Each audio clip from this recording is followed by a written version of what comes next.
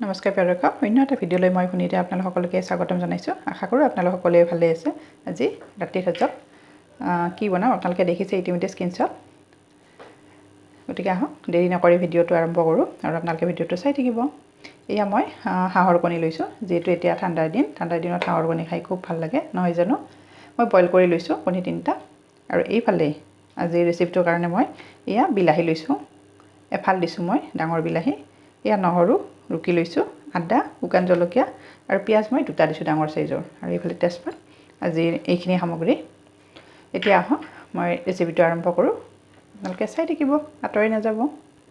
আৰু এইফালে মই টিকলা লোহাৰ কেৰাহী এখন উঠাই দিছোঁ।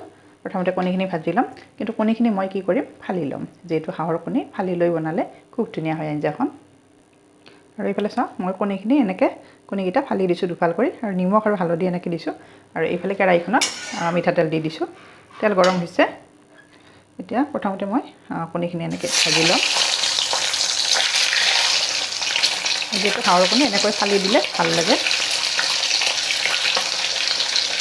চবৰে বনোৱা পদ্ধতি বেলেগ বেলেগ নহয় জানো, খোৱা ষ্টাইলটো বেলেগ বেলেগ। গেছৰ ফ্লেমটো মই হাই কৰি দিছোঁ। অকণমান ৰংচোৱা হোৱাৰ পিছত মই এইখিনি ইয়াৰ পৰা কাঢ়ি থৈ দিম। আজি মই আলু ব্যৱহাৰ কৰা নাই, আলু নিদিয়াকৈ এনেকৈ বনাম।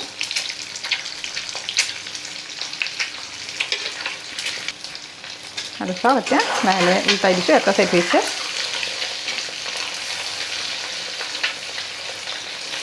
মই কিন্তু খুব ভাল পাওঁ হাঁহৰ কণী। আপোনালোকে ভাল পায়নে বাৰু জনাবচোন কমেণ্ট বক্সত।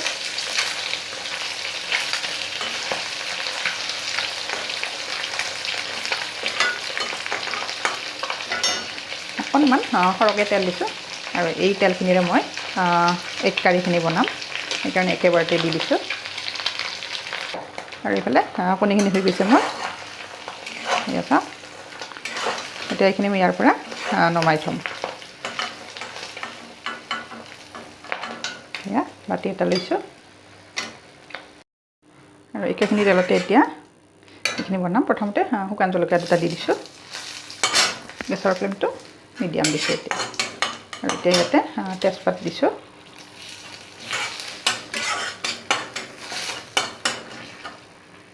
এতিয়া পিঁয়াজখিনি গোটেইখিনি দি দিছোঁ ইয়াতে।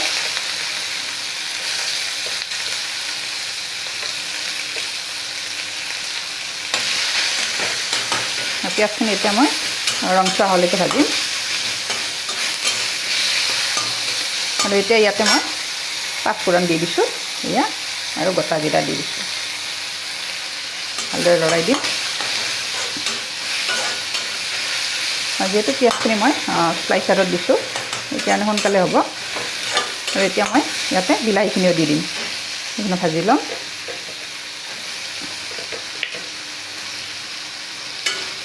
এতিয়া নিমখ আৰু হালধিখিনিও দি দিম।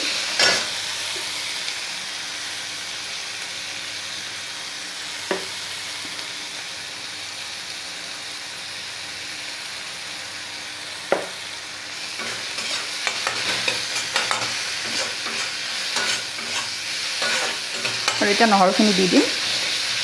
নহৰুৰ কেঁচা গোন্ধটো যোৱালৈকে ভাজিম, আৰু আগতে নিদিলে গোন্ধটো ৰৈ যাব।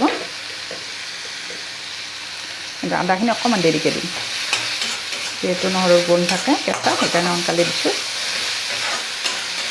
এতিয়া এইখিনি মই একেবাৰে ৰংচোৱা হ'লৈকে ভাজিম।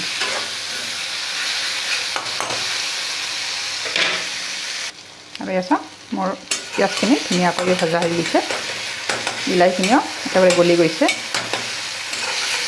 এতিয়া ইয়াতে মই জিৰা গুড়ি, ধনিয়া গুড়ি এড কৰিম।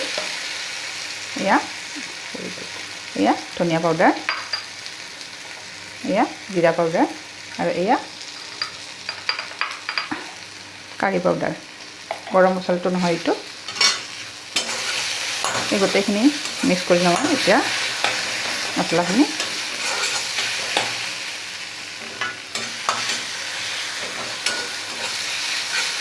খুব ধুনীয়া এটা গোন্ধ লাগিছে। আৰু এতিয়া মই ইয়াতে গৰম পানী এড কৰি দিম। বৰ ধুনীয়া এটা গোন্ধ আহিছে পিঁয়াজখিনিৰ পৰা। আৰু চাচোন কিমান ধুনীয়া হৈছে কালাৰটো। এয়া গৰম পানী দি দিছোঁ।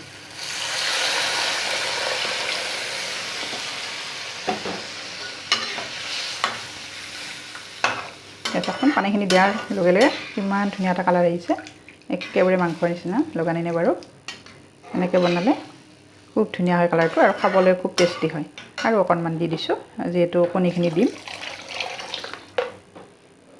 আৰু মই কাৰী বনাম গ্ৰেভি টাইপ নবনাওঁ এতিয়া উতল অহাৰ পিছত মই ইয়াতে কণীখিনি দি দিম ভাজি থোৱা এয়া আৰু আছা ধুনীয়াকৈ উতলিছে এতিয়া মই এখন টাপাত ট্ৰান্সফাৰ কৰিছোঁ আৰু এয়া হেতা এখন লৈছোঁ আৰু এই আদাখিনি ইয়াতে দি দিছোঁ এতিয়া মই ইয়াতে কণীখিনিও দি দিম জলকীয়াটো এনেকৈ ভাঙি দিছোঁ আৰু কেঁচা জলকীয়া মই ইয়াতে দুটা দি দিম শেষত আৰু এতিয়া ইয়াতে মছলা দিব লগা নাই এতিয়া কণীখিনি ইয়াতে দি দিম ভাজি থোৱা গোটেইখিনি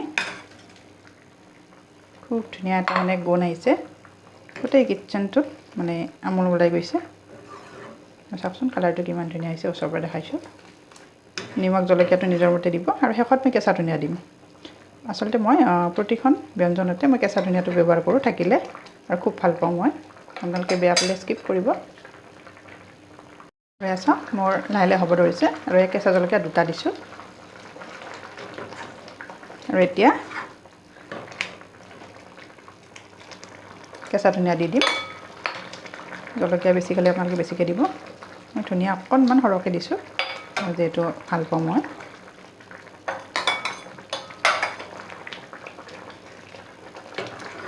চাওকচোন ইমান ধুনীয়া হৈছে একেবাৰে লোভনীয় হৈছে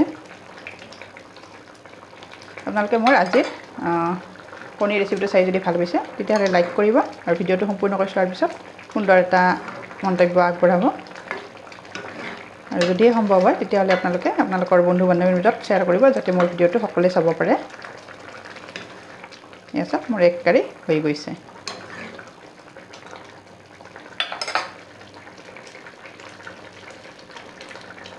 আৰু এয়া চাওক মোৰ এক কাৰী একেবাৰে খোৱাৰ কাৰণে উপযোগী হৈছে এতিয়া মই গেছৰ ফ্লেমটো ইয়াত অফ কৰি দিছোঁ এয়া চাওক কি সুন্দৰ হৈছে আৰু এতিয়া মই এই বাতিটোত ট্ৰান্সফাৰ কৰিম আৰু এয়া চাওক মই বাতিটোত ট্ৰান্সফাৰ কৰিছোঁ ৱাও কিমান ধুনীয়া এটা কালাৰ আহিছে গতিকে আজিৰ ৰেচিপিটো মই ইমানতে সামৰণি মাৰিলোঁ আকৌ এটি নতুন ৰেচিপিত লগ পোৱাৰ আশাৰে আজিলৈ আহিছোঁ ধন্যবাদ শুভৰাত্ৰি